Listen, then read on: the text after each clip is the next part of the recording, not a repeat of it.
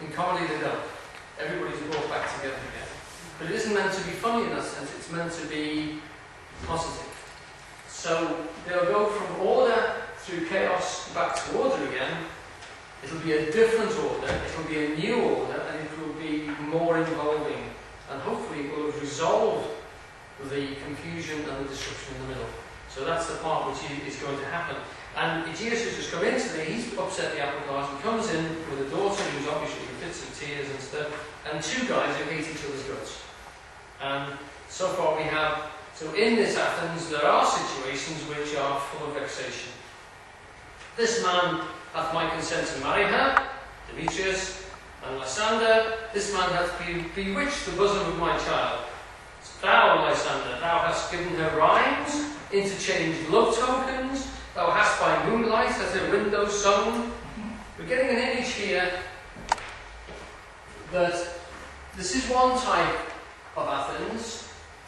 Remember, it's a city-state, and part of the time it goes into night time. And in night time, in moonlight, dream time, things are slightly different. Things are far more changeable. So there's daylight world, and there's half-light world. You know? And in those processes, different things are being weighed up. So, actually, if we just skip a bit to the, I've just turned over page, so we're on to page 10 now.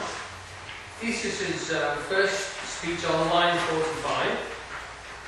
Notice how clever it is that scholars have actually got the lines there. So because there's so much in Shakespeare, you have to go line by line. You have to sort of say, how about line 45? And often people will say to me, half of line 40 is against something, half of line 40 is for it. So what's Shakespeare? And you need to do this. Okay, line 45, Theseus kicks in. What say you, Henry? Be advised, fair maid. To you your father should be as a god, one that composed your beauties. In other words, he's the one that's given you all your form, your shape, your substance. Yea, one to whom you are but as a form in wax, by him imprinted, and with his power to leave the figure or disfigure it. Demetrius is a worthy gentleman. And Henry comes back, so is Lysander. Theseus has to admit, in himself he is. But in this kind, wanting your father's voice, the other must be held worthier. And she says a wonderful thing. She says, I would my father looked with my eyes. Okay, so that's just part of the process of saying that these two people cannot be ruled in the same way. One cannot rule the other one in the same way because they don't look at each other with the same eyes. And this is part of the process that Shakespeare is actually going to indicate to us. Now, Henry then defends herself very well. I do entreat your grace to pardon me. I do not know by what power I am made bold. So something is acting through her, nor how it may concern my modesty in such a presence, here to plead my thoughts. But I beseech your grace that I may know the worst that may befall me in the case. So he actually lays out to the law that there are three conditions, three situations she can go into. She can agree to marry Demetrius, she can go into a nunnery, or she can be executed. These are the three things that she offers up. Right. Okay. Now I think what we need to do to make this a little bit more real, we've had some of the things which are playing off in here. We're going to now try and show it. Shabat will be the minister here, and we'll go. It's exactly that scene we've done. You can follow it on the text if you want, and you can see these actors doing it. This came out in, I think it was 2001. Michael Hoffman's directing it.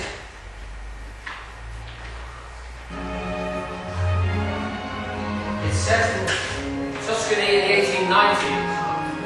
So this is actually a different kind of Athens again. That's Theseus, and this is Hippolyta.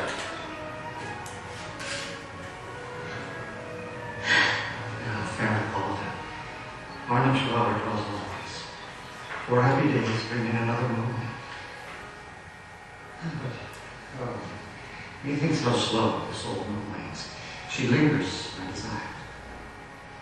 Like a stepped in and dowager long withering out the young man's earth. For days will quickly steep themselves in night, for nights will quickly drain away the time.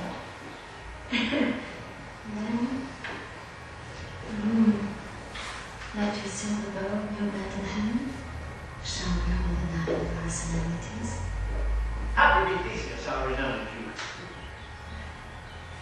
Thanks, Gratius. What's the news with thee? What vexation come I? With a complaint against my child. I thought of earlier.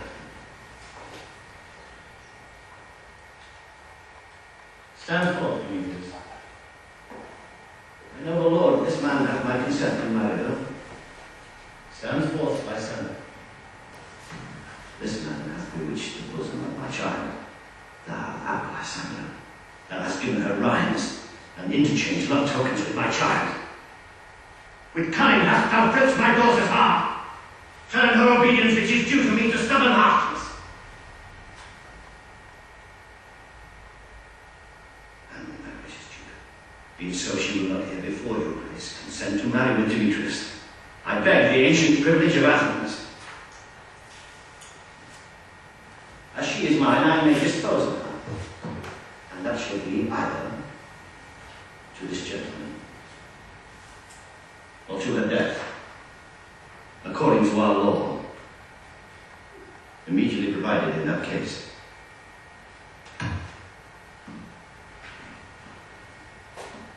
What say you, Brilliant? Relent, sweet Brilliant, and Lysander, yield thy praised title to my certain right. You have a father's love, Demetrius, let me have Hermes. Do you marry him? Scornful lascar! Truly you have my love. What is mine? My love shall render him. And she is mine! And all my might of her, and your estate unto Demetrius. I am, my lord, as well derived as he, as well possessed. My love is more than his, and which is more than all these boasts can be, I am beloved of beauteous Hermia. Why should not I then prosecute my right?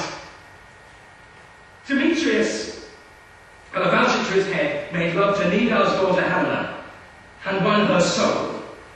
And she, sweet lady, dotes.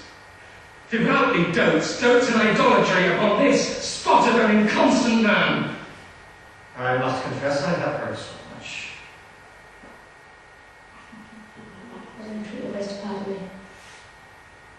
I know not by what power I may go, nor how it may concern my modesty. In such a presence interplead my thoughts.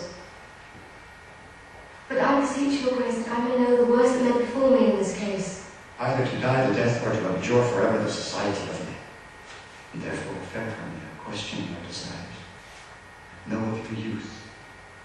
Examine well your blood, whether if you yield not to your father's choice, you can endure the livery of Helena. For I to be in shady cloister nude, to live a barren sister all your life, chanting faint hymns to the cold, fruitless moon. So will I grow. So live, so die, my lord. Ere I will yield my virgin patent up unto his lordship, whose unwished yoke my soul consents not to give sovereignty.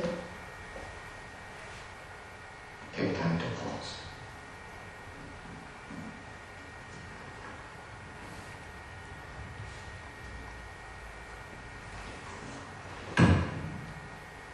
By the next new moon, upon that day I prepare to die for disobedience to your father's will, or else to wed Demetrius, as he would. Or on Diana's altar to protest for I austerity and single life.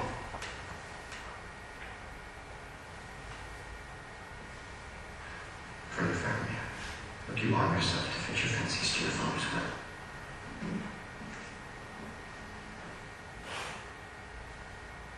Come on.